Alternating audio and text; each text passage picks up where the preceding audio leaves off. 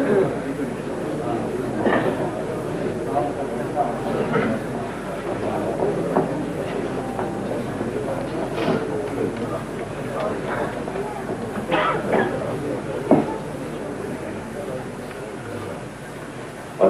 إلى حضرة روح النبي صلى الله عليه وسلم وآله وأصحابه أجمعين.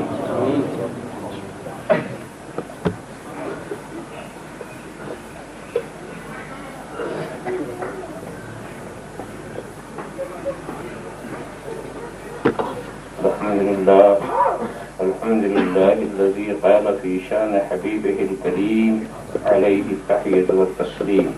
إن الله وملائكته يصلون على النبي يا أيها الذين آمنوا صلوا عليه وسلموا تسليما.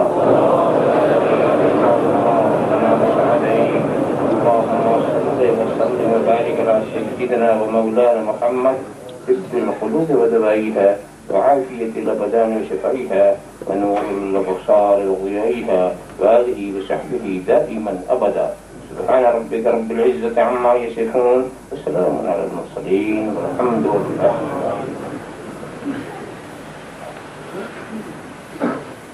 الحمد لله الحمد لله الذي يبدع الأفلاك والعظيم، والصلاة والسلام على من كان نبيا وآدم بين الماء والطين، وعلى آله وأصحابه أجمعين برحمتك يا أرحم الراحمين. أما بعد، أعوذ بالله من الشيطان الرجيم. بسم الله الرحمن الرحيم. ذرية بعضهم من بعض والله سميع عليم. صدق الله مولانا العظيم وصدق رسوله النبي الكريم، ونحن على ذلك لمن الشاهدين والشاكرين، والحمد لله رب العالمين. بارك الله لنا ولكم في القرآن العظيم، ونفعنا إياكم بالآيات والذكر الحكيم، إنه تعالى جواد كريم ملك بر رؤوف رحيم.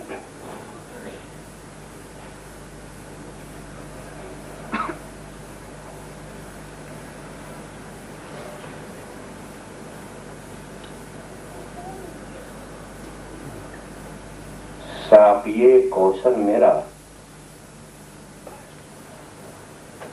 جب میرے میخانہ بنا،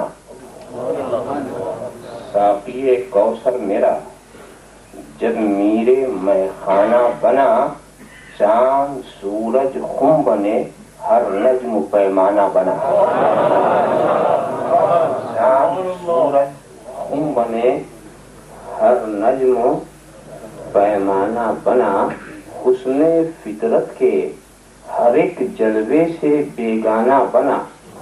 حسن فطرت کے ہر ایک جلوے سے بیگانہ بنا، دل بڑا ہوشیار تھا اس در کا دیوانہ بنا. حسن فطرت کے ہر ایک جلوے سے بیگانہ بنا، دل بڑا ہوشیار تھا اس در کا دیوانہ بنا. اس بہانے ہی سے جا پہنچوں لبے اعجاز تک. اس بہانے ہی سے جا پہنچوں لبے اعجاز تک، یا الہی خاک کر کے مجھ کو پیمانہ بنا. یا الہی پیمانہ بنا، اس بہانے ہی سے جا پہنچوں لبے اعجاز تک، یا الہی خاک کر کے مجھ کو پیمانہ بنا. ہاتھ ملتی رہ گئی رنگین یہ حسن مجاز، ہاتھ ملتی رہ گئی، ہاتھ ملتی رہ گئی رنگین یہ حسن مجاز. دل میرا شمع رخ احمد کا پروانہ بنا. ہاتھ ملتی رہ گئی رنگین یہ حسن مجاز، دل میرا شمع رخ احمد کا پروانہ بنا. چاند کی رفت کو چھو لینا کہاں کی عقل ہے؟ چاند کی رفت کو چھو لینا کہاں کی عقل ہے؟ عقل یہ ہے چاند کو خود اپنا دیوانہ بنانا، دیوانہ بنانا چھو لینا کہاں کی عقل ہے؟ عقل یہ ہے چاند کو خود اپنا دیوانہ بنا۔ شاہ است حسین بادشاہ است حسین، دین است حسین دین پناہ است حسین، سر داد و نداد دست در دست یزید، افقا کی بنائے لا الہ است حسین، قتل حسین نسل میں مرگ یزید ہے، اسلام زندہ ہوتا ہے ہر کربلا کے بعد، انسان کو بیدار تو ہو لینے دو، ہر قوم پکارے گی ہمارے ہیں حسین۔ بارگاہ رسالت والی رسالت میں درود شریف کا نذرانہ عقیدت پیش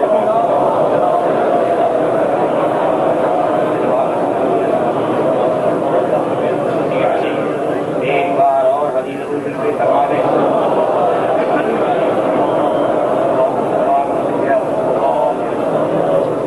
ایک بار اور دوسری بتانے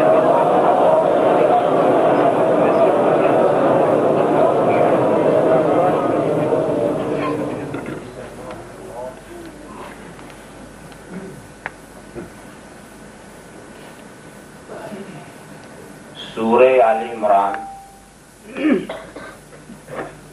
میں اس مقام پر رب تبارک و تعالیٰ نے اپنے انتخاب کا اعلان فرمایا،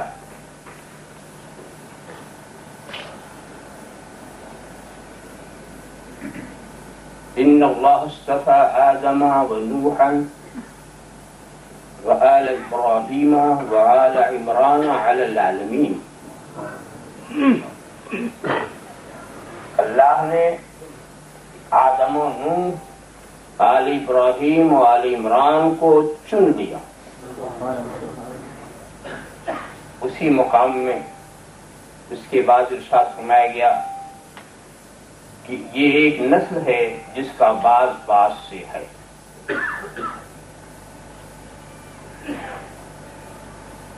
اور اللہ سننے والا اور جاننے والا۔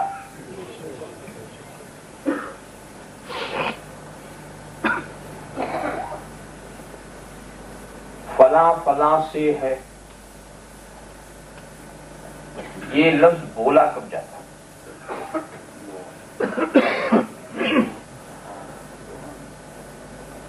یہ سے کا لفظ اصل میں تعلق اور نسبت کو دکھانے کے لیے کہ فلاں کی نسبت فلاں سے ہے، فلاں کا خاص ارتباط فلاں سے ہے،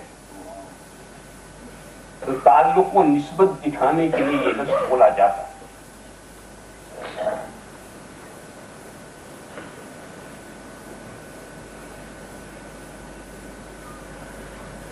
المنافقون بعضهم من بعض، یہ منافق ان کا بعض بعض سے ہے۔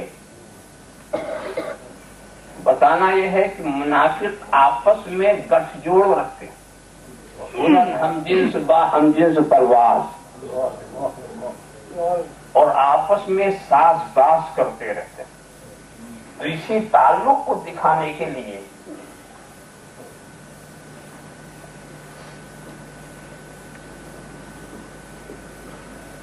یہ بات ارشاد فرمائی گئی۔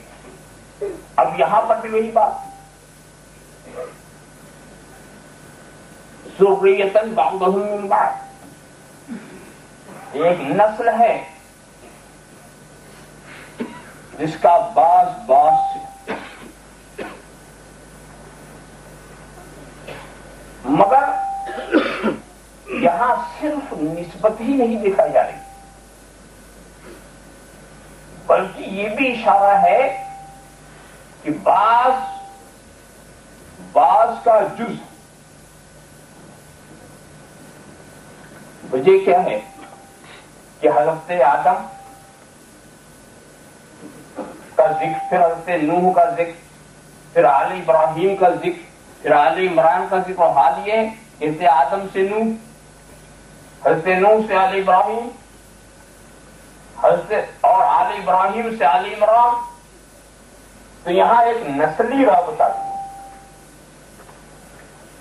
تعلق ہی نہیں ہے بلکہ ایک نسلی رابطے کی بھی نشاندہی ہوتی ہے۔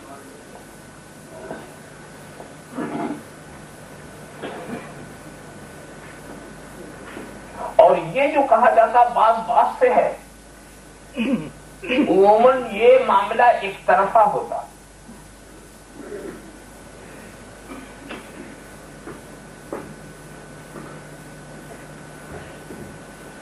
من تبعنی فإنہ منی،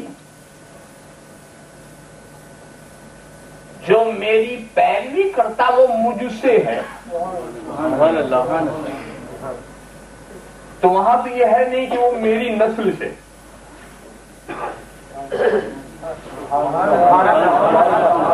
بلکہ مجھ سے وہ تعلق رکھتا ہے، ایک خاص ارتباط رکھتا ہے۔ تو یہ معاملہ ایک طرفی چلتا، یہاں پر بھی وہ معاملہ ایک طرفی ہے کہ یہ ایک نسل ہے جس کا باس باس سے ہے، تو کہیں آپ سوچتے ہیں کہ باس باس سے تو دونوں شکل میں ہو سکتا، باس باس سے تو ادھر سے بھی ہو سکتا ادھر سے بھی ہو سکتا، تو طرفہ معاملہ ہو سکتا کہ نہیں، یہاں بھی معاملہ ایک طرفی، اس لیے کہ سیاق کلام کے آگے پیچھے جب دیکھتے ہیں اس کا راستہ، تو وہاں بھی معاملہ ایک طرفی نظر آتا۔ کیوں؟ پہلے حضرت آدم کا ذکر، پھر حضرت نوح کا ذکر، پھر آل ابراہیم کا ذکر، پھر آل عمران کا ذکر، اور حال یہ کہ آدم سے نوح، نوح سے آل ابراہیم، آل ابراہیم سے آل عمران، ایسا نہیں کہ آل عمران سے آل ابراہیم، آل ابراہیم سے نوح، نوح سے آدم، تو الٹی بات نہیں، یہاں بھی معاملہ ایک طرفہ ہی ہے،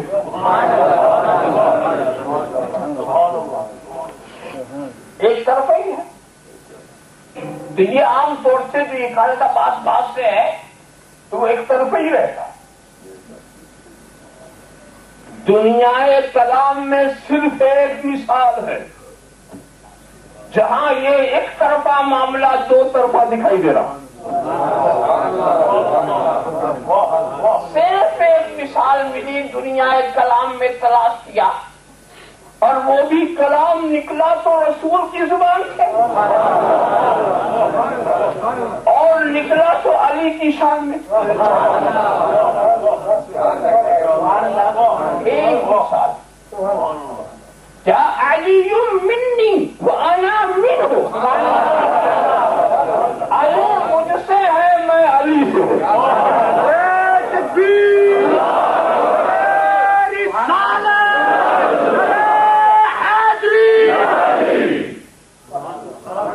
اگر صرف اتنا ہوتا علی منی،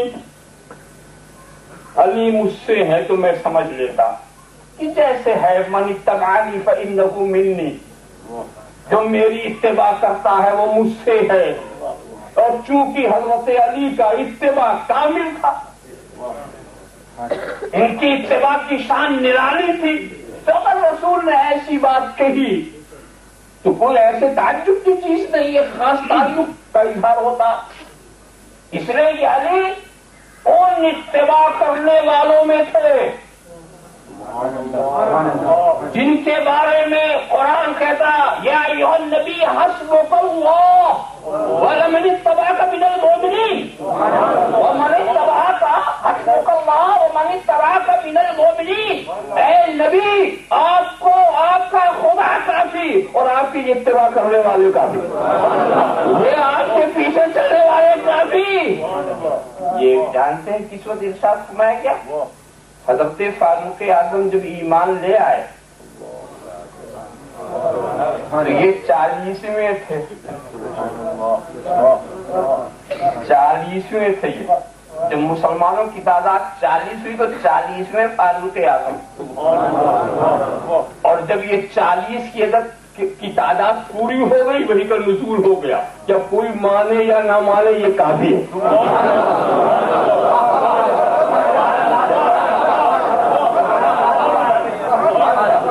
اب کوئی پیچھے چلے یا نہ چلے، کوئی آپ کی نصرت کرے یا نہ کرے، کوئی مدد کرے یا نہ کرے، بس خدا کافی، یہ کافی۔ اور ویسے دیکھیے تو ایمان لانے میں پہل کس نے کی؟ پہلے ایمان ویسے تو ہمارے محدثین نے بڑی اچھی تدبیر کی۔ کسی نے کہا پہل صدیق اکبر نے کی، کسی نے کہا پہل علی مرتضیٰ نے کی، کسی نے کہا پہل خدیجۃ الکبریٰ نے کی۔ اب پہل کسی نے کہا پہل حضرت زید نے کی، غلام نے کی۔ اب جب پہلا مومن کون ہوا، اس میں جب اختلاف، ظاہر ہے کہ تاریخ دین وقت کا تعین تو بہت مشکل کام کہ کون کس وقت، تو اس میں محدثین نے بڑی اچھی پیاری بات کی کہ سبھی پہلے ہو گئے۔ کہا کہ جوانوں میں مردوں میں صدیق اکبر پہلے، بچوں میں علی مرتضیٰ پہلے، خواتین میں خدیجۃ الکبریٰ پہلے، غلاموں میں حضرت زید پہلے۔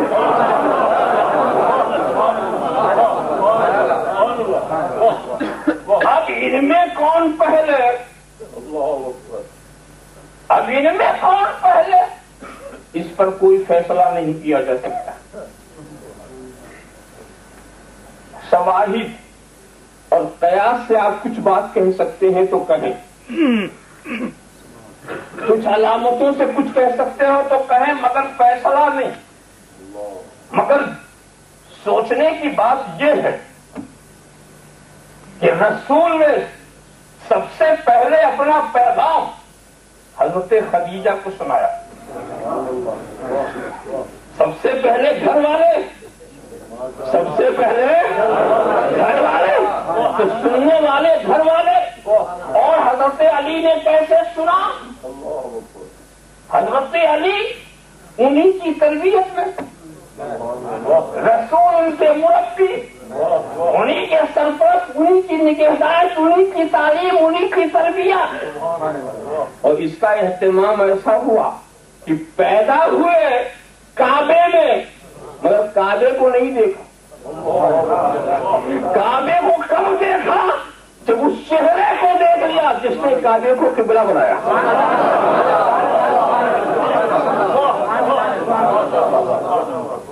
تو میں تو سمجھتا ہوں وہ علی کی پہلی نظر ہی رسول کو مان چکی تھی، پہلی نظر یہ مان چکی تھی۔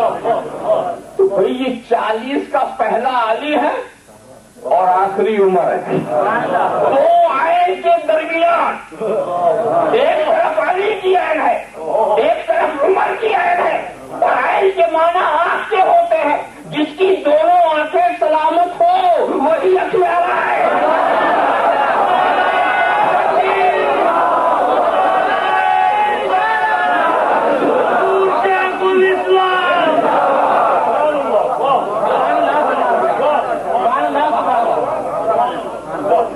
اور یا یوں کہہ لو کہ دو ہے، ایک ہے عقل کی ہے اور ایک ہے عشق کی ہے۔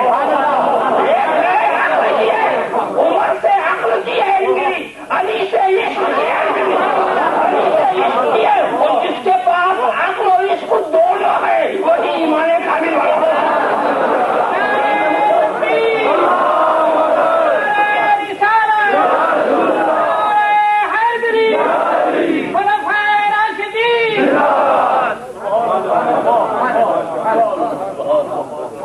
اب آپ خیال فرماتے چلے جائیے، آپ دیکھیے تو علی کا اتباع ایسا کامل، بلکہ حضور نے ایک مرتبہ فرمایا، حضور سے فرمائے گا وَخْفِضْ جَنَاحَكَ لِمَنِ اتَّبَعَكَ مِنَ الْمُؤْمِنِينَ، اپنے کاندھے کو ایمان والوں کے آگے جھکا دیجیے۔ یعنی نبی کی تعلیم کیا، یعنی تواضع، خاکساری، فروتنی۔ کیسے کیسے لوگ آپ کے پاس آتے ہیں تو ان سے خاکساری، فروتنی کا درس انہیں دیجیے، تواضع کا سبق انہیں دیجیے۔ تو جب تک آپ خود تواضع نہ کریں گے، سبق کیا پائیں گے جب تک آپ خود خاکساری نہیں کریں گے؟ انہیں درد کیا ملے گا؟ تو کہا مگر محاورے کی زبان استعمال کی گئی. تواضع کو مانا کاندھا جھکا دینا. محاورے میں لفظ کے حقیقی معنی مراد نہیں ہوتے. سمجھا؟ جسے کہتے ہیں اب آپ کے بیٹے نے تو آپ کی ناک کاٹ لی. کیا مطلب ہوا؟ یہ نہیں کہ ناک کٹ گئی، بے عزت کر دیا. ارے صاحب بڑا صاحب نے تو فلاں کی پگڑی اچھال دی، اور جس کی پگڑی کی بات اس کے سر پہ کبھی پگڑی تھی تو اچھالے گا. یہ محاورے کے الفاظ ہوتے، یعنی اس کو ذلیل کر دیا، رسوا کر دیا. فلاں نے تو میرے آگے اپنا کندھا جھکا دیا، یعنی عاجزی سے پیش آیا. تو یہ محاورے کی بات ہے، اور قرآن کریم میں اسی عرب کے محاورے کے پیش نظر یہ بات کہی. مگر علی کی شان اتباع دیکھو، یہی محاورہ، یہی مجاز علی کے لیے ایک مرتبہ حقیقت بھی بن گیا، ایک مرتبہ حقیقت بھی بن گیا. اور آپ کہیں گے وہ کب حقیقت بنا؟ بات اس وقت واقعہ نگاری میں کرتا بھی نہیں، وہ آپ جانتے ہیں اچھی طرح سے. واقعہ یاد کرو، اللہ کے رسول کعبے کے اندر ہیں، کعبے کے اندر ہیں، بتوں کو گرانے کا معاملہ آیا ہے. حضرت علی آ گئے، حضرت علی آ گئے، اور اس کے بعد کہ حضرت علی کے لیے رسول نے اپنے کاندھے کو اٹھایا، انہیں بت کے گرانے کا کام حضرت علی سے، یعنی فریضہ ہے نبی کا، کرا رہے ہیں ولی سے. فریضہ ہے نبی کا بت کو گرانا، تو ولی سب سے وہی کام لے رہے. تو کاندھے پہ بٹھایا، تو جس وقت بٹھایا تو کاندھا جھکایا، جس وقت بٹھایا تو کاندھا جھکایا. تو علی کے لیے نبی نے اپنا کاندھا جھکا دیا، نبی نے اپنا کاندھا جھکا دیا اور اٹھا لیا. علی نے بتوں کا صفایا کر دیا، علی نے بتوں کا صفایا کر دیا. ایک بات بتاؤ، بتوں کو صفایا کرنے کے لیے نبی کوئی اسٹول بھی منگوا سکتے تھے، کوئی سیڑھی بھی منگوا سکتے تھے، رکھنے والوں نے بھی اس انداز سے رکھا ہوگا، کوئی طریقہ ہوتا، مگر ایسا نہیں کیا. علی کو کاندھے پہ بٹھا دیا اور بٹھا کر کے اندر لے گئے. بتوں کی صفائی کے لیے اگر تنہا جاتے تو صفائی ہو جاتی، مگر دکھانا تھا کہ میں تنہا یہ کام نہیں کر رہا ہوں، یہ کام میں اپنے گھر والے سے لے رہا ہوں، اپنے گھر والے سے لے رہا ہوں. کعبے کی صفائی تنہا میں نہیں کر رہا ہوں، میرا گھر والا میرے شریک ہے، میرا گھر والا میرے شریک ہے. تو جب دونوں کعبے میں آئے تو کعبہ صاف ہوا. تو اے لوگوں، کعبے کے صاف کرنے والوں کو پہچان لو، کعبے کو صاف کرنے والوں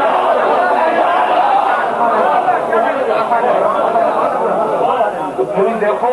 یہ دل بھی جو ہے، یہ تمہارا دل، اس کو معمولی نہ سمجھو. یہ تمہارا دل، یہ بھی کعبہ ہے، یہ بھی عرش الہی ہے. تمہارا دل ایک اہمیت رکھتا ہے، تمہارا دل ایک اہمیت رکھتا ہے. اسی کہنے والوں نے کہا کہ فرش پہ کعبہ، عرش پہ کعبہ. یہ بشر کو، وہ قدسیوں کو ملا. دل ہے کعبہ بقول اہل صفا، دل ہے کعبہ بقول اہل صفا. اور کعبہ ہی کیا بلکہ دل کے قلب المومن عرش اللہ، مومن کا قلب عرش الہی، مومن کا قلب عرش الہی. اس پر وہ میں واقعہ بھی عرض کر کے آگے بڑھا دوں کہ ایک شخص نے حضرت بایزید بسطامی کے عہد میں خواب دیکھا کہ وہ عرش الہی کو سر پہ لے کے جا رہا. تو اس کے بعد خیال بات چلے بستام شہر میں حضرت بایزید سے اس کی تعبیر پوچھی. وہ آیا دور دراز کا سفر کر کے، بستام شہر میں جب پہنچا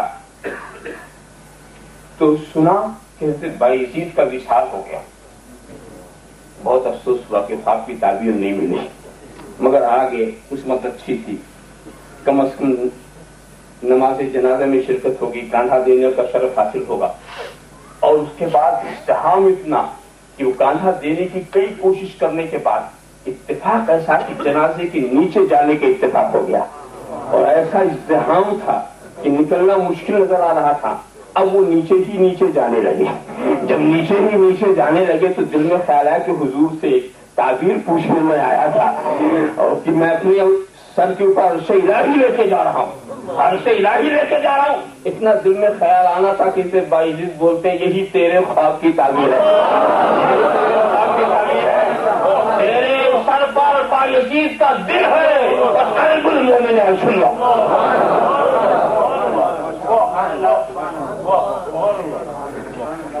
لو ذرا سا دیکھو تو کیا عالم ہے, کیا مقام ہے دل کا.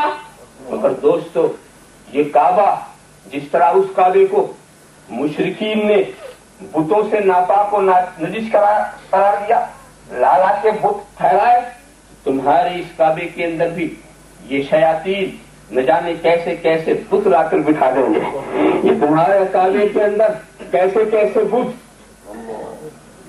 کینا, کپٹ, نفاق, کوہ, یہ سب چیزیں کعبے کو دل کو نجس کرنے والی چیزیں ہیں. دل کو یہ سب نجس کرنے والی چیزیں ہیں. نہ جانے کتنے بت میں تم آرزو اور خواہشات کے کتنے بت ہیں جو تم نے اپنے کعبے میں رکھ لیا ہے. اور اس کعبے کو تم صاف اگر کرنا چاہو تو اس کعبے کے صاف کرنے والے سے نظر رکھو. اس کعبے میں دو گئے تھے تو کسی ایک سے صفائی تمہیں نہیں ملے گی.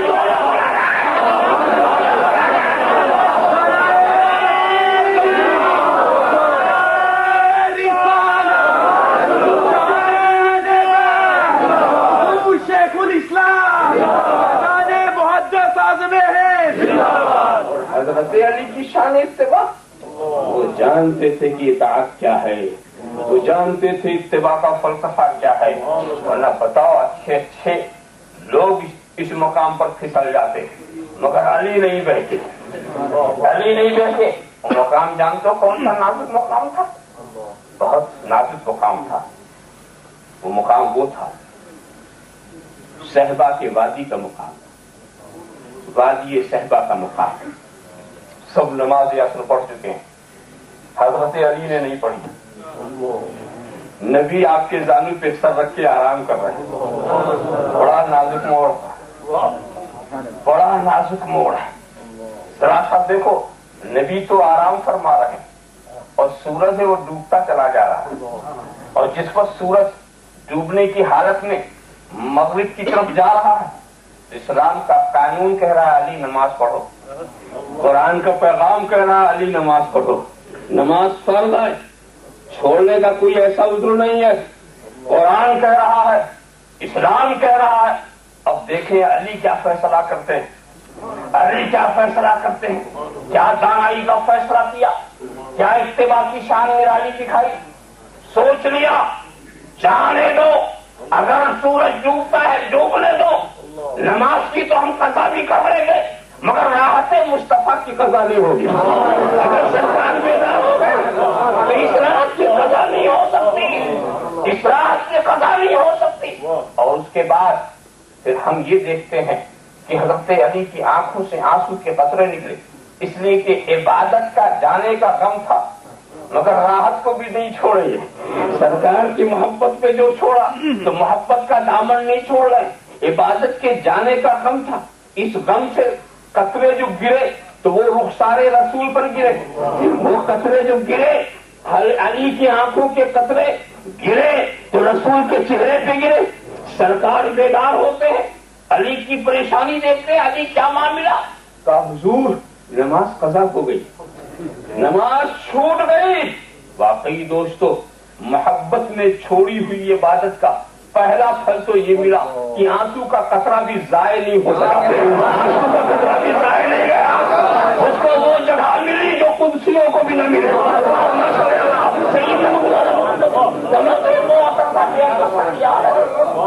آپ پیار کرتے چلے جائیے. اس کے بعد پھر آپ یہ دیکھتے ہیں تو اس کے بعد اب ہم یہ سوچنا چاہتے ہیں اور ہم فکر میں لگ گئے کہ دیکھیں رسول کیا فرماتے ہیں, رسول کیا فرماتے ہیں.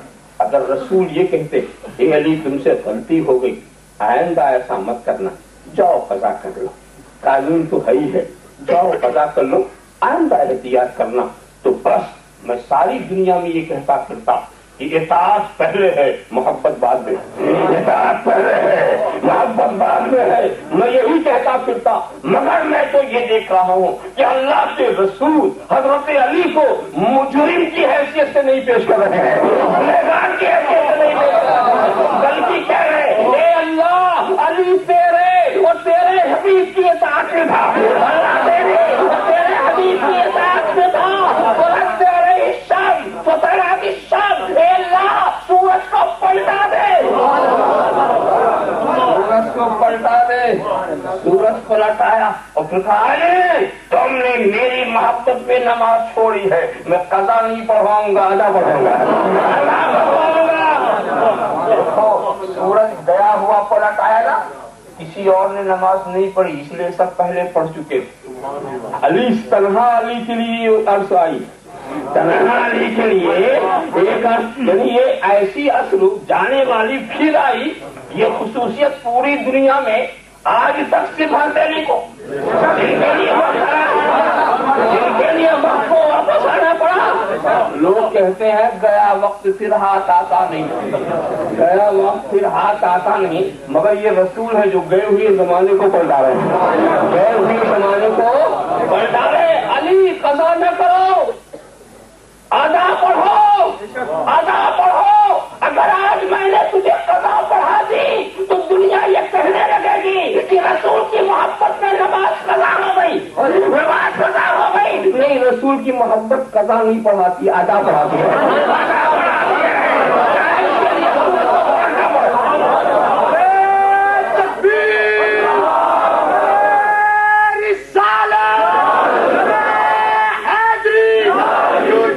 شیخ الاسلام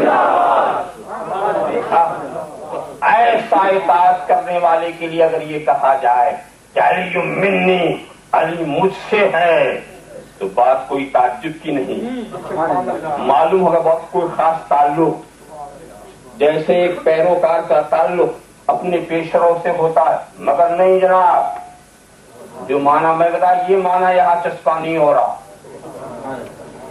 اگر ایک طرفہ ہوتا تو یہ معنی ہو سکتا تھا کہ من اتبعنی فإنہ منی، ہو گیا، مگر جو دوسرا فقرہ ہے وہ انا منہ،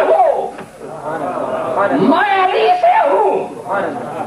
لہذا اب ایسے ہی مطلب جب ایک ہی جملے میں ایک ہی قسم کے دو فقرے ہوں تو معنی بھی وہ ہو جو چسپاں ہو سکے، دونوں کا یہ نہیں اس کا معنی کچھ اس کا معنی کچھ ہو۔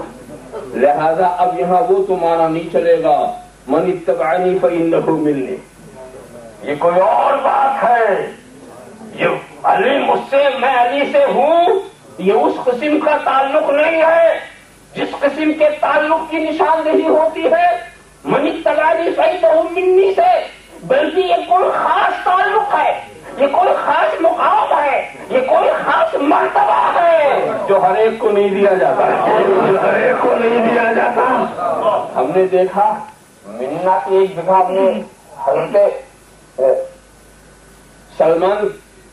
سلمان من اہل البیت،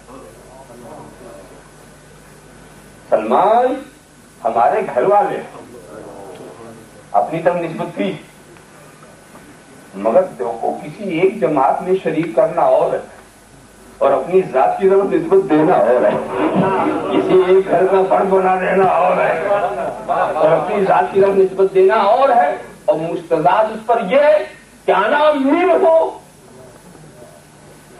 یہ وہ کمال ہے حضرت علی کا، یہ وہ منزل ہے، یہ وہ مرتبہ ہے، یہ وہ درجہ ہے کہ کوئی ان کا شریک نہیں، کوئی ان کا شریک نہیں، اور اگر کوئی شریک ہے تو وہ انہی کا لخت جگر ہے، وہ انہی کا نور نظر ہے، وہ انہی کے گود کا پروردہ ہے، وہ انہی کے دلوں کا چین ہے۔ حسین منی وانا من الحسین، وہی بات ہے، حسین منی وانا من الحسین، حسین مجھ سے ہے میں حسین سے ہوں، احب اللہ من احب حسین وابغض اللہ من ابغض حسین۔ اللہ اس سے محبت کرے، اسے دوست بنائے جو حسین کو دوست بنائے، اللہ اسے دشمن اپنا قرار دے جو حسین کو اپنا دشمن بنائے۔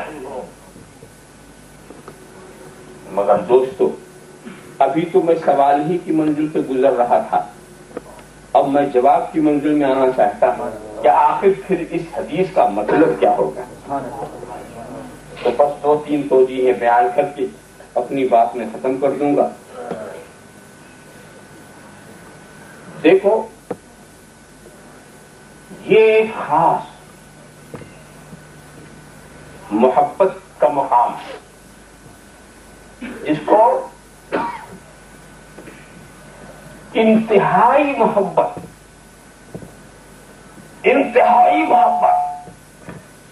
کا اظہار مقصود، کمال درجے کی الفت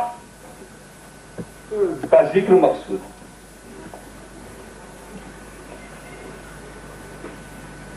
اس لیے یہ پہلی توجیہ ہے کہ صرف کمال درجے کی محبت کا اظہار مقصود۔ دوئی کب تک رہتی ہے سنو فرا کی؟ جب مغایرت باقی رہے۔ جب مغایرت ہی ختم ہو گئی تو دوئی کا سوال کیا؟ من تو شدم تو من شدی، باری جب منزل آ جائے تو اصل کیا کرا کیا؟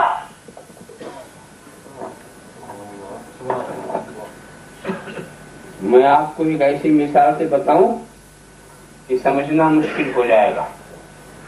ایک ایسی منزل آتی ہے کہ ایک ہی چیز ہے، سمجھنا مشکل ہے کہ اصل کون ہے پرا کون۔ دیکھو، بیج سے درخت ہوا نا، بیج آپ نے ڈال دیا تو درخت ہوا کہ نہیں ہوا؟ ذرا مثال چھوٹی سی ہے، بات بہت بڑی سمجھ میں آئی۔ تو یہ تنا بیج سے ہے، تنا، مگر بیج تنا سے نہیں ہے۔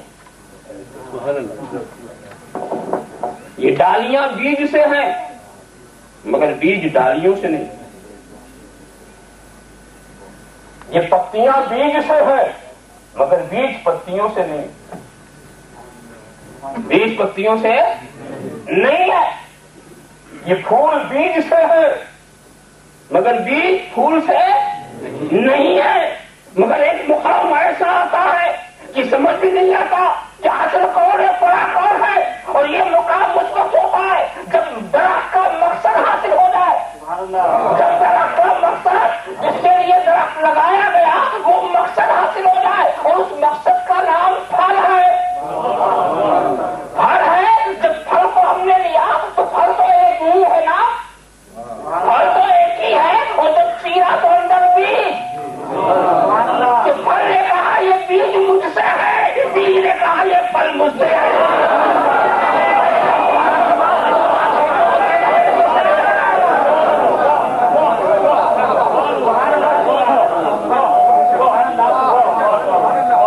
ایسا ایک ہو گئے کہ پتہ نہیں کون کس سے۔ یہ محبت کا وہ مقام، اتحاد کی یہ منزل کہ پتہ نہ چلے کہ کون کس سے ہے، کون کس سے ہے۔ کیا سمجھے؟ تو اگر کیا بیج پھل کے وجود کا سبب ہے تو پھل بیج کے ظہور کا سبب۔ پتہ نہیں چل رہا ایسا اتحاد ہو، مگر دوستو یہ محبت عام محبت نہیں۔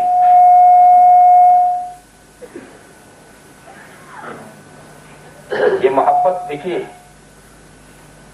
خدا کسی سے محبت کیسے کرے گا؟ صفات و کردار کے سبب سے کرے گا، قرابت داری سے نہیں۔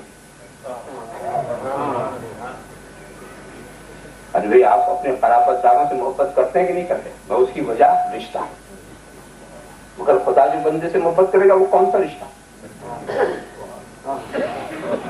اور خدا کی محبت اور رسول کی محبت ساتھ ساتھ، تو معلوم ہوا کہ رسول کی محبت بھی جو ہے وہ قرابت کی وجہ سے نہیں ہے. حضرت علی اور حضرت حسین کو جو رسول چاہتے ہیں، حسین کو جو چاہتے ہیں رسول، اس لیے نہیں کہ میرے نواسے ہیں، اس لیے کہ نہیں رسول پہ اس لیے چاہتے کہ نواسے. پوچھو گا خدا کس لیے چاہتا؟ خدا کس لیے چاہتا؟ ارے جس لیے خدا چاہتا اسی لیے رسول بھی چاہتا.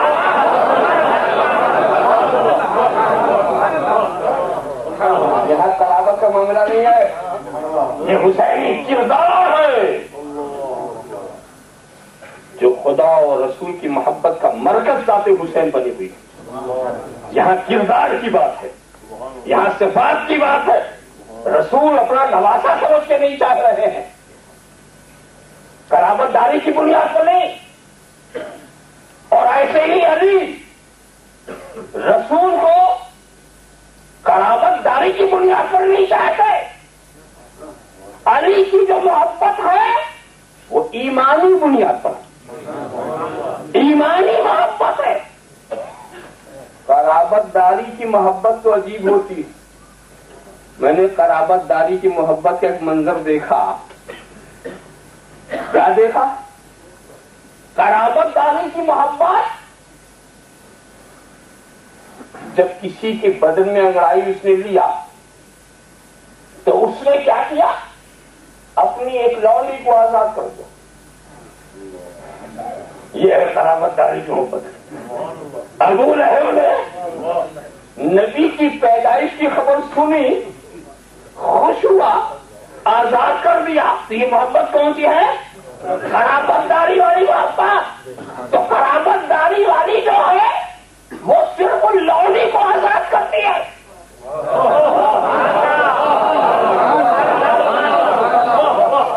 قرابت داری کا محبت کا اگر نتیجہ کچھ سامنے آیا تو یہ آیا کہ لولی کو اس رسول کی خوشی میں آزاد کر دیا.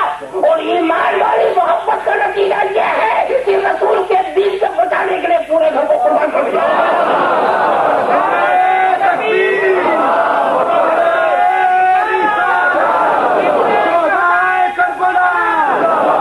شیخ الاسلام محدث اعظم ہے.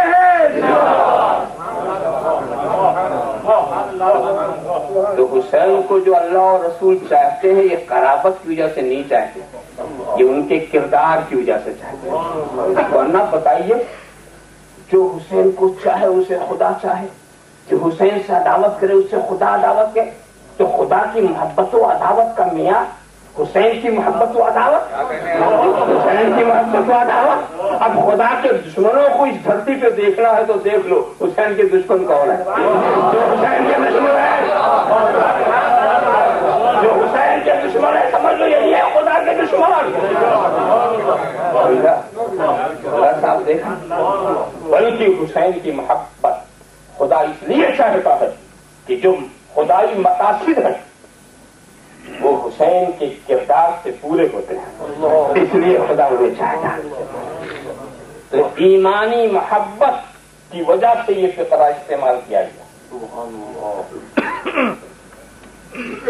تو یہ وہ چیز یہ ہے کہ جو حضرت علی کے لیے بھی اور حضرت حسین دونوں حدیث کا یہ مفہوم لیا جا سکتا ہے.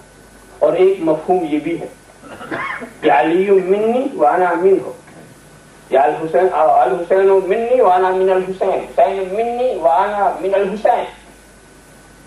ایک معنی یہ ہے دیکھو اگر تمہیں میری شفاعت کی امید ہے، توقع ہے، میری رسالت کے تم ماننے والے ہو تو سمجھو، اچھی طرح سمجھو کہ جب تک تم ان کو نہیں مانو گے تمہارا ماننا مفید نہیں ہے. تمہارا ماننا مفید نہیں ہے اس لیے کہ میری خوشنودی ان کی رضا میں ہے، ان کی خوشنودی میری رضا میں. تو مجھے راضی کرنا ہے تو انہیں راضی کرو، مجھے راضی کرنا ہے تو انہیں راضی کرو. تو ان کو چھوڑ کر میں تمہیں نہیں ملوں گا اور مجھے چھوڑ کر وہ تمہیں نہیں ملیں گے.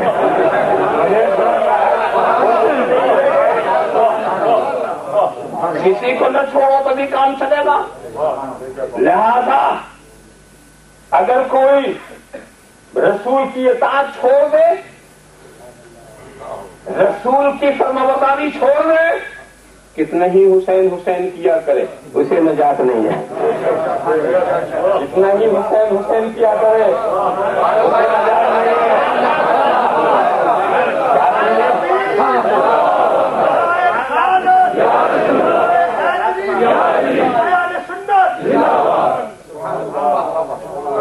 اور اگر کوئی اہل بیت کا دشمن ہو جائے کلمہ پڑھا کرے اسے نجات نہیں، کلمہ پڑھا کرے اسے نجات نہیں ہے۔ ایک بات بتاؤ، میدان کربلا میں امام حسین کے مقابلے میں جو آئے تھے وہ یہودی تھے، وہ مجوسی تھے، وہ نصرانی تھے، ارے ایسے ایسے تھے کہ آپ سنو گے تو حیران ہو جاؤ گے۔ یہ ابن سعد کون تھا؟ یہ عامر ابن سعد جانتے کون تھا؟ سعد ابن وقاص جو عشرہ مبشرہ میں تھے ان کا بیٹا، عشرہ مبشرہ میں تھے ان کا بیٹا، یہ وہ ساتھ تھے کہ اللہ کے رسول نے غزوہ بدر کے موقع پر یہ سرکار کے سامنے تھے اور رسول انہیں تیر دیتے تھے اور تیر دیتا کہتے علم یا ساتھ فدا کا بھی وہ امی، ایک ساتھ تیر پھینکو تم پر میرے ماں باپ قربان۔ یہ وہ ساتھ، اس ساتھ کا بیٹا عمرو بن سعد، اس ساتھ کا بیٹا۔ ذرا سا سوچئے، صحابہ کا دور قریب تھا، تابعین کا دور وہ چل رہا تھا، تو جتنے آئے ہوں گے یا تو صحابہ کے بیٹے ہوں گے یا تو تابعین سے رابطہ ہوگا، ایسے ویسے لوگ نہیں۔ سوچو، مگر صحابہ کا بیٹا ہونا ان کے کام نہیں آیا، کلمہ پڑھنا ان کے کام نہیں آیا۔ کیوں نہیں آیا؟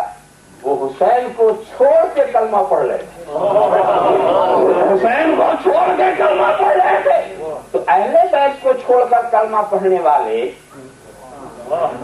ان کو اپنی اصلاح کر لینی چاہیے۔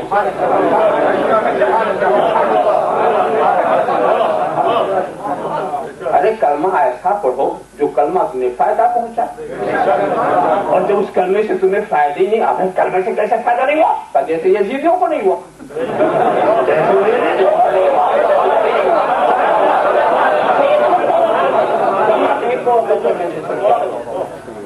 ہے۔ تو یہ دو معنی ایسے ہیں جو حدیث علی اور حدیث حسین دونوں پر منطبق ہوتے ہیں، مگر ایک معنی ہے جو خاص امام حسین ہی کے، وہ آخری معنی کر کے مختصر کر دوں، حسین منی وانا من الحسین،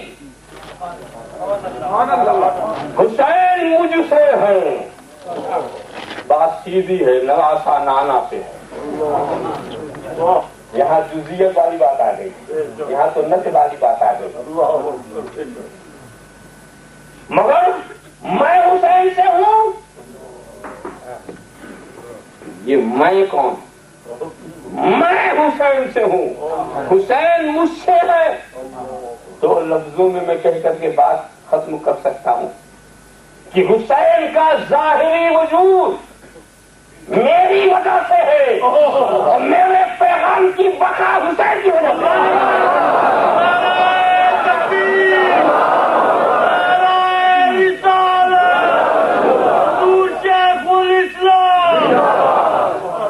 حسین مجھ سے ہے، میں حسین سے ہوں۔ حسین نہ ہوتے تو میں نہ ہوتا، میں نہ ہوتا تو حسین نہ ہوتے۔ یہ میں جو ہے اصل میں آپ جانتے نہیں کہ پیغمبر کی میں کیا ہوتی ہے۔ پیغمبر کی میں کیا، میں آپ کو بتاؤں، پیغمبر کی شان بہت بڑی، اور پیغمبر کی حیات کی دو قسمیں،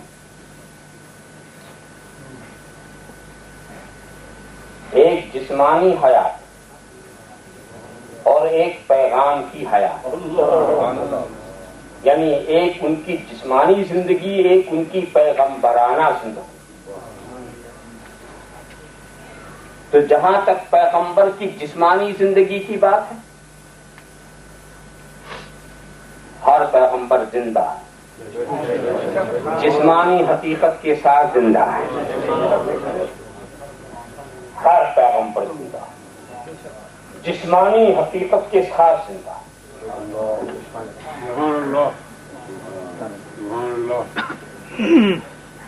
اس کی تفہیم کے لیے ایک بات کہوں، اس لیے کہ یہ بھی ایک نزاعی مسئلہ ہے کہ پیغمبر زندہ ہے کہ نہیں. پیغمبر کی زندگی کا فیصلہ وہ کرتے ہیں جو خود ہی مردہ.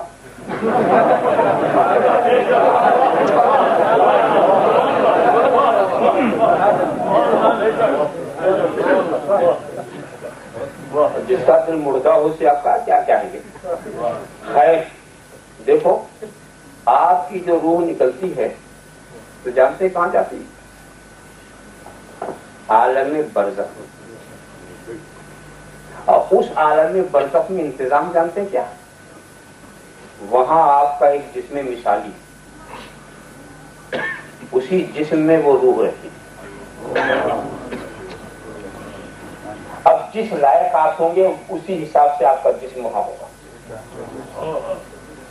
جو عالم برزخ میں مقام ہے، اس مقام میں آپ کو جو آپ کے لائق مقام ہوگا، اسفل السافلین سے لے کے اعلیٰ علیین تک. عالم برزخ جانتے ہو کتنا بڑا؟ عالم برزخ جیسے کہ شکم مادر کے سامنے یہ دنیا کتنی بہت بڑی ہے، تو یہ عالم برزخ کے سامنے یہ دنیا شکم مادر کی طرح، وہ ہے عالم برزخ. اب یہاں سے روحیں جائیں گی تو کہاں رکھی جائیں گی؟ اس کے مناسب کوئی مقام جو اس کے ایمان و عمل کے مناسب. اب ایک بات بتاؤ کہ جب نبی کریم کی روح نکالی گئی تو عالم برزخ میں وہ کون سا مقام ہے جو روح محمدی کے مناسب؟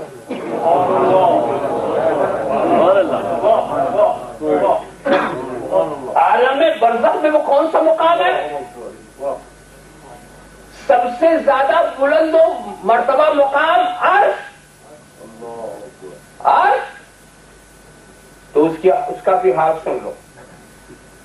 شامی اٹھا کر دیکھو رد المحتاج،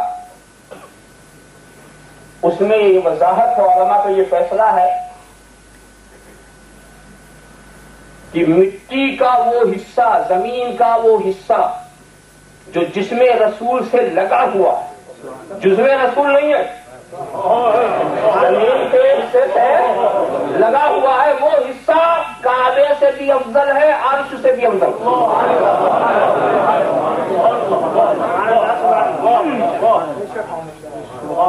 وہ کعبے سے بھی افضل اور عرش سے بھی افضل. کون سا حصہ؟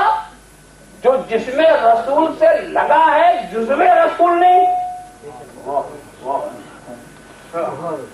اب بتاؤ خدا کی کائنات میں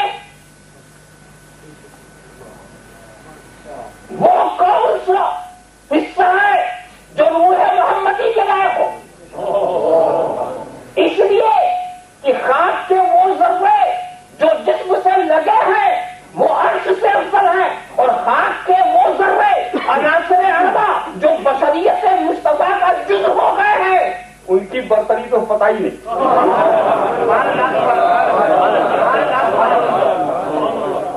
تو کائنات میں کوئی ایسی چیز نہیں ہے جو جس میں مصطفیٰ کے لائق ہو، جس میں مصطفیٰ سے افضل ہو.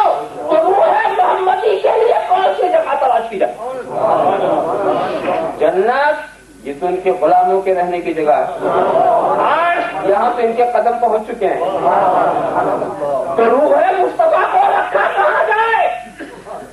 روح مصطفیٰ کا برزخ کیا ہے؟ تو قدرت کا یہ انتظام ہے، اے فرشتوں جس جسم سے نکالا ہے وہی جسم سے لایا ہے.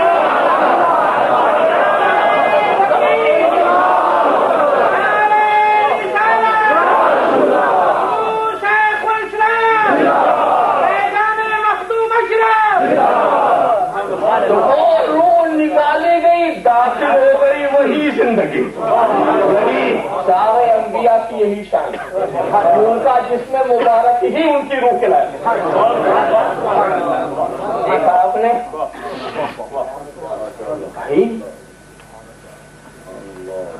جس کی مثال بن سکے اس کے لیے جسم مثالی، اور جو بے مثال ہو اس کی مثال کہاں ملے گی؟ اس کی مثال کہاں ملے گی؟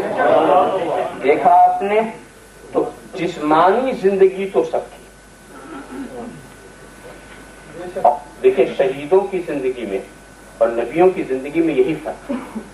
شہیدوں کی زندگی روحانی زندگی کے لیے، نبی کی زندگی جسمانی زندگی کے لیے۔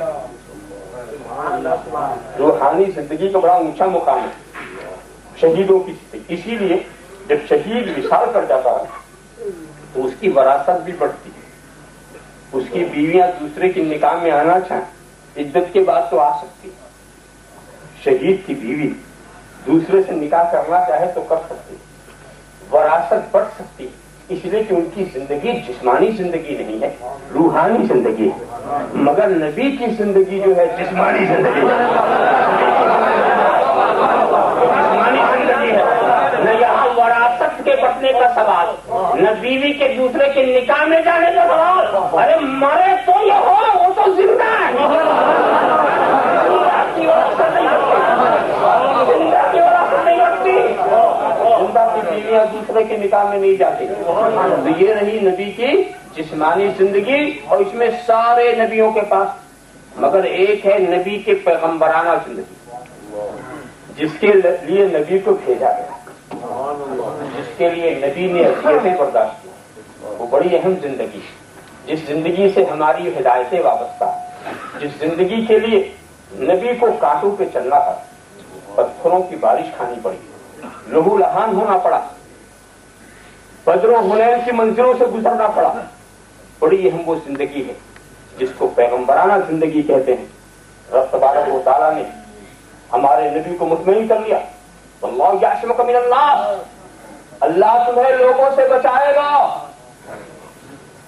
ویسے جہاں تک شان نزول کی بات ہے، وہ ایسے کہ حضور جب چلا کرتے تھے تو صحابہ کرام حضرات محبت ساتھ رہتے جیسے باڈی گارڈ ساتھ ہوتے ہیں، تو یہ وہی کا نزول ہو گیا کہ اپنے صحابہ کو مطمئن کر دو، ساتھ ساتھ چلنے کی ضرورت نہیں، اللہ بچانے والا ہے،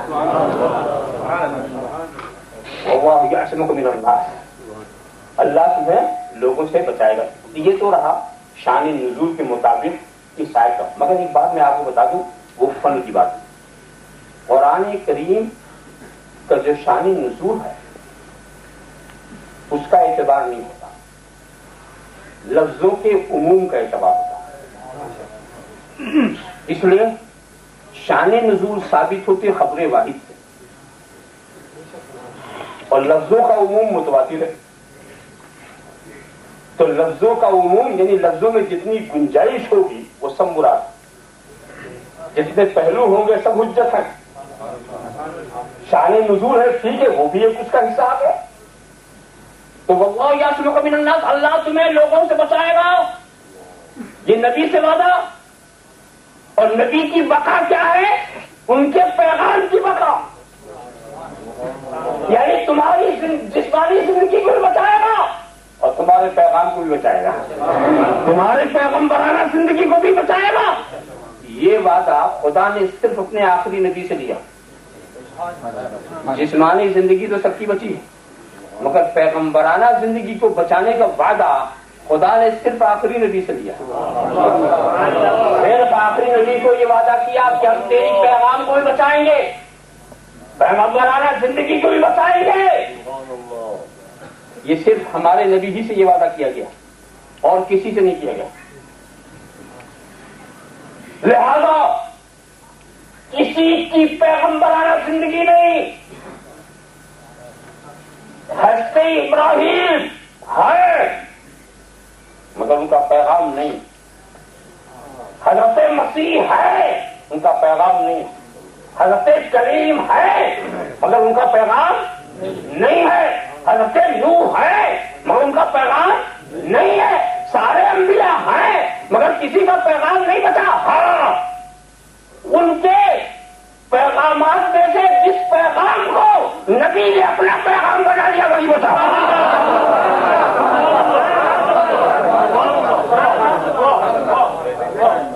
نبی نے جس کو اپنا پیغام بنا لیا وہی بتا، اور جس کو نبی نے اپنا پیغام نہیں بنایا نہیں بتا۔ دیکھا تو جب خدا نے وعدہ کیا تو واقعی بچایا، نبی کے پیغام کو بچایا، بچانے والا خدا ہی ہے، مگر اسباب و وسائل کی دنیا میں وہ اسباب و وسائل کے ذریعہ بچاتا ہے، بچانے والا وہی ہے، زندگی دینے والا وہی ہے، موت دینے والا وہی ہے، مگر ہر ایک کا ایک سبب ہوتا ہے۔ یہ اسباب و وسائل کی دنیا ہے تو ہر منزل میں بچایا۔ تو اب آپ دیکھیں حضرت علی کا اجتماع آپ نے دیکھا، اب حسین اپنی شان دکھا رہے ہیں اور نبی نے کہہ دیا حسین کا وجود مجھ سے ہے، اس لیے کہ میں نانا ہوں اور نواسا ہے، میں نانا ہوں اور نواسا ہے، وہ مجھ سے ہے، مگر میری پیغمبرانہ زندگی کی بقا حسین سے۔ حسین نے میرے پیغام کو بچایا، مٹنے نہیں دیا۔ ہر دور میں بچانے والے الگ الگ رہے ہیں، مگر اس دور میں سن 60 میں جس طرح کے بچانے والے کی ضرورت تھی وہ حسین ہی تھے، کوئی دوسرا نہیں۔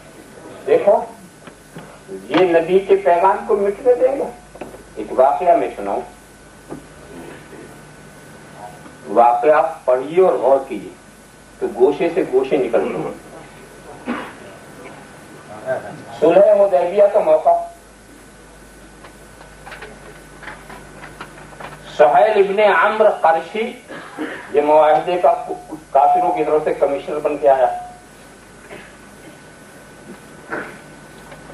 لکھا جا رہا، حضرت علی لکھ رہے، معاہدے کی تحریر حضرت علی لکھ رہے، لکھ دیا محمد الرسول اللہ،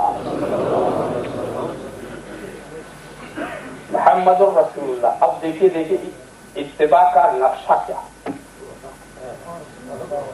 محمد الرسول اللہ۔ سہیل ابن عمرو قرشی نے اعتراض کر دیا کہ جھگڑا اسی بات کا، اگر ہم اللہ کا رسول مان لیں تو پھر جھگڑا کیا، لہذا محمد ابن عبداللہ لکھیے، محمد ابن عبداللہ، یعنی لفظ محمد باقی رہے، پیغام مٹ جائے، پیغمبرانہ زندگی متاثر ہو، لفظ محمد باقی رہے، تو لفظ سے اعتراض نہیں تھا، پیغام سے اعتراض تھا، شان رسالت سے اعتراض۔ تو حضرت علی سے کیا کہا، علی مٹا دو، اس لیے کہ نبی صلح جیسی اہم شخص کو، اہم مسئلے کو لفظی جھگڑوں میں ختم کرنا نہیں چاہتے۔ نبی نے یہ بھی کہا کہ معمولی باتوں میں جس کا سے صلح متاثر ہوتی اس میں الجھنا نہیں چاہیے، لکھ دو۔ بات یہ بھی سچی ہے کہ میں اللہ کا رسول بھی ہوں اور عبداللہ کا بیٹا بھی، کوئی غلط بات نہیں لکھائی جا رہی، لکھ دو، مٹا دو۔ حضرت علی نے رکھ دیا، کبھی رسول کی بات سے انکار نہیں کیا تھا، آج انکار کر رہے ہیں، اور الفاظ کا استعمال کیا، واللہ لا عنہ کا ابدا، واللہ لا عنہ کا ابدا، الفاظ ہوا لا عنہ کا، قسم ہے خدا کی میں آپ کو نکلنے نہ دوں گا، میں آپ کو نکلنے نہ دوں گا۔ حالانکہ کہنا چاہیے تھا واللہ لا امحو اسمک، ہم آپ کے نام کو نہیں مٹائیں گے، آپ کے نام کو نہیں مٹائیں گے، مگر نام کا لفظ نہیں رکھا۔ حضور نے تو نام کو مٹانے کی بات کی تھی کہ نام مٹا دو، رسول کا لفظ جو ہے وہ ہٹا دو۔ وہ کہتے نہیں واللہ لا امحوکا، لا امحوکا، یہاں نام کی مٹنے کی بات نہیں ہے، یہاں پیغام متاثر ہو رہا ہے، اور یہ میرے قلم سے نہیں ہوگا، یہ میرے قلم سے نہیں ہوگا۔ یاد رکھو یہ نام کیا چیز، نام علامت ہوتی ہے، نام والا علامت والا ہوتا ہے، نام سے پہچان ہوتی ہے۔ کسی کو مٹانا ہے تو اس کے نام کو مٹا دو، کسی کو مٹانا ہے تو اس کے ذکر کو مٹا دو، کسی کو مٹانا ہو تو اس کے چرچے کو مٹا دو، کسی کو مٹانا ہو تو اس کے تذکرے کو مٹا دو، کسی کو مٹانا ہے تو تاریخ میں اس کے نام کو مٹا دو۔ تو نام ہی کا مٹانا یہ ذات سے مٹانے کا طرف اشتہار ہے، نام سے ذات سے مٹایا جا سکتا کہ وہ ذات کسی کے خیال میں آنے نہ پائے۔ نہیں کہہ رہے واللہ لا امحوکا، اے محبوب ہم آپ کو مٹانے والے نہیں، ہم آپ کا نام مٹانے ابدا کبھی ایسا نہیں ہوگا کہ ہم مٹا دیں۔ تو ہی پیغام کی بات آئی نا، تو پیغام کی بات آئی تو جو آواز حضرت علی نے صلح حدیبیہ کے موقع پر آواز بلند کی تھی، کربلا میں ہم نے دیکھ لیا ہمارے مٹ گئے، پیغام نہیں مٹا۔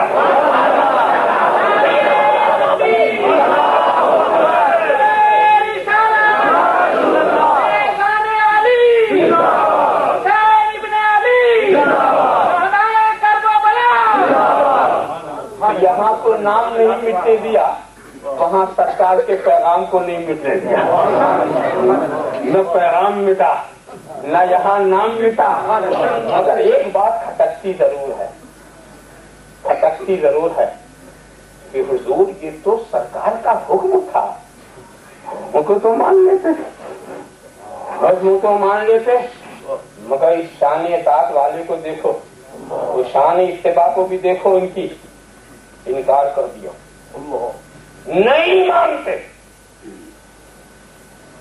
ہم نہیں ایسا کر سکتے، حکم نبی کا ہے، ہم نہیں کر سکتے۔ اب اگر کہا حضور انکار کا نتیجہ تو آپ دیکھ چکے ہیں، شیطان سے کہا گیا تھا اسجدوا لآدم، آدم کا سجدہ کرو، نہیں مانا، حکم خدا کو نہیں مانا، مردود ہو گیا، اور آپ یہاں حکم رسول نہیں مان رہے، رسول کہہ رہے ہیں تو اتباع کی شان یہ ہے کہ مانو، نہیں مانا تو جواب ملا سنو، شیطان کا انکار اور ہے، میرا انکار اور ہے، اس لیے ابا واستکبرا، اس نے انکار کیا، اپنی بڑائی چاہی، اور میں نے انکار کیا، اپنی غلامی چاہی، اپنی غلامی چاہی۔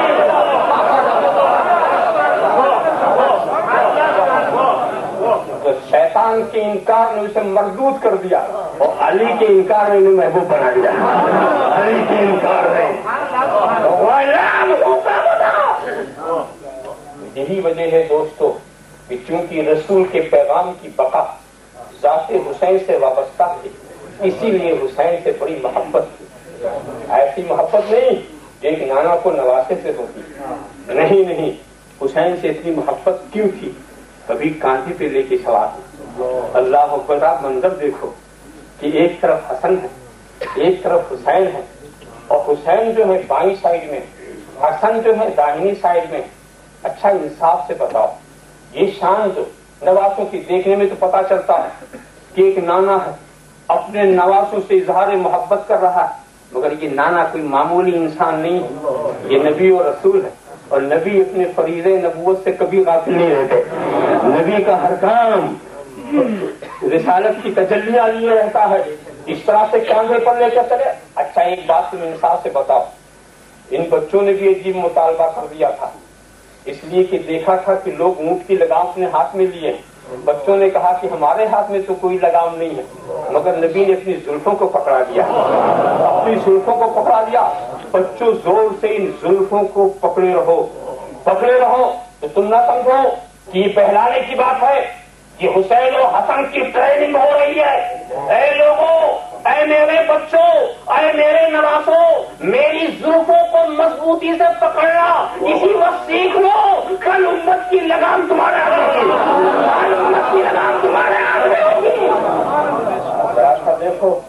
اور اس کے بعد غور کرو, دو بچے اگر دو کاندھے پر ہوں تو ادھر کا دیکھنے والا پہلے سوار کو دیکھے گا, پہلے بچے کو دیکھے گا, پھر سرکار کی نظر آئے گی. ادھر سے دیکھنے والا تو چاہے تم ادھر سے آؤ چاہے ادھر سے آؤ, جب تک نوازوں سے نگاہوں کا رابطہ نہیں ہوگا کسی طرح سے بھی آؤ نوازوں سے. اور اس کے بعد وہ منظر بھی ہم نے دیکھا, بائیں سائڈ میں حضرت حسین ہے, داہنی سائڈ میں حضرت امام حسن ہے. اور ہم آپ کو بتائیں ہر انسان کا دل جو ہوتا ہے بائیں سائڈ میں ہوتا ہے.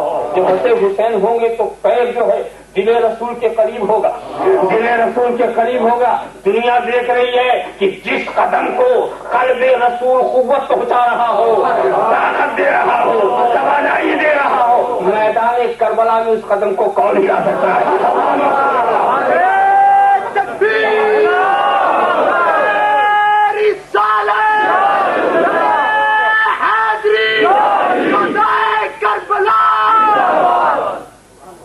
اسی لیے سرکار نے وہ مشہور خطبہ جب سرکار نے آغوش کو حضرت حسین کو اپنے آغوش میں دیا تھا, ایھا الناس ھذا حسین بارکو وفضلوا وانصروا, اے لوگوں یہ حسین ہے, انہیں پہچانو, ان کی عظمتوں کو جانو, ان کی مدد کرو, ان کی مدد کرو. تو یہ نانا نواسے کی مدد کی اپیل نہیں کر رہا ہے, بلکہ پیغمبر دین کی مدد کی بات کر رہا ہے, پیغمبر اپنے دین کی مدد کی بات کر رہا ہے.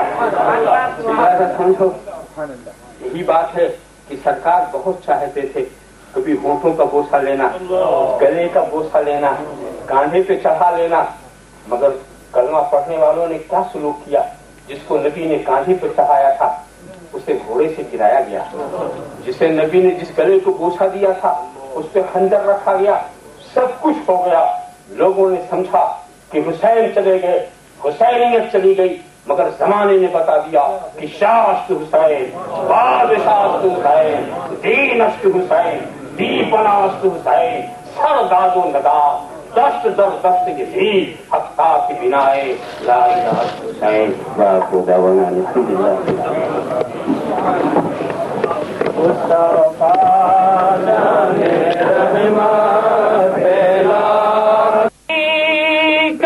قرآن شاہد ہوا,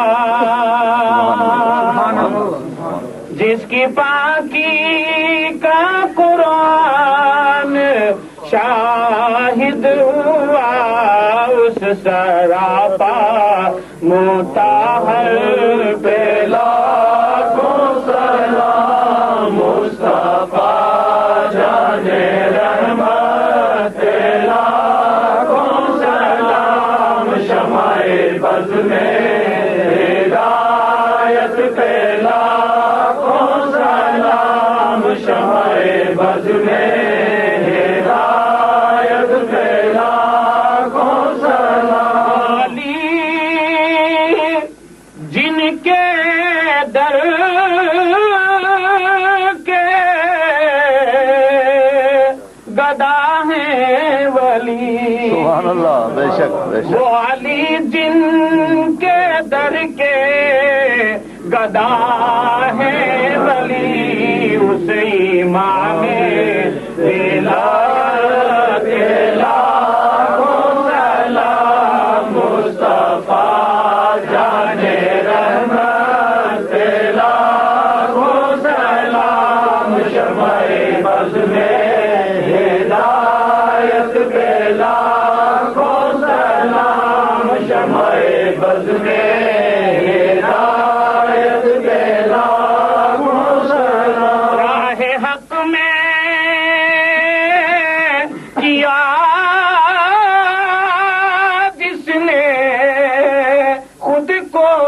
بیدار راہ حق میں کیا جس نے خود کو بیدار اس حسین ابن حیدر پہ لاکھوں سلام مصطفیٰ جان رحمت لاکھوں سلام شمع بز میں ہدایت پہ لاکھوں سلام شمع بز میں ہدایت پہ لاکھوں سلام سیدہ فاطمہ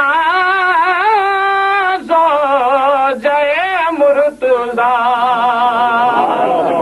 سیدہ فاطمہ زوجہ مرتضیٰ ابن خاتون جنت لاکھوں سلام سرور دی دختر پہ لاکھوں سلام مصطفیٰ جان رحمت پہ لاکھوں سلام شمع بز میں ہدایت پہ لاکھوں سلام تو حسینی ہے بھیجیں گے وہ تا ابد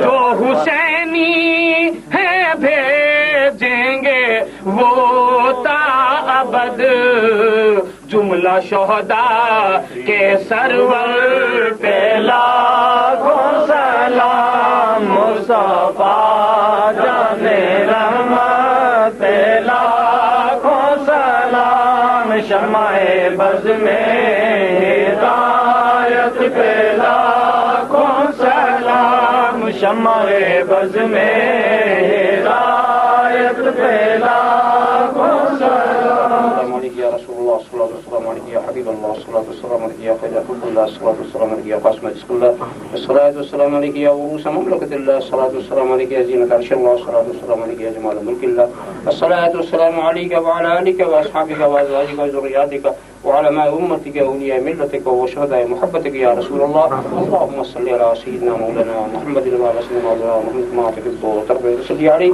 اللهم إنا نعوذ بفضلك القديم وكونك العظيم ولطفك العميم اللهم ادفع عنا البلاء والوباء بحفظ عبادك المقربين من الأنبياء والمرسلين والشهداء والصالحين والأبدال والأوداد أجمعين بحرمة الفاتحة. الحمد لله.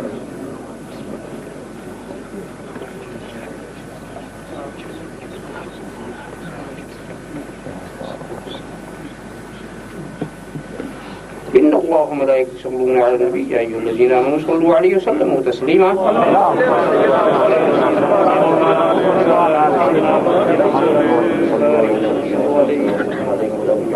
الذين آمنوا وكانوا يتقون حسبنا الله حسبنا الله حسبنا الله ونعم الوكيل ونعم المولى ونعم النصير. سبحان ربك رب العزة عما يصفون وسلام على المرسلين والحمد لله.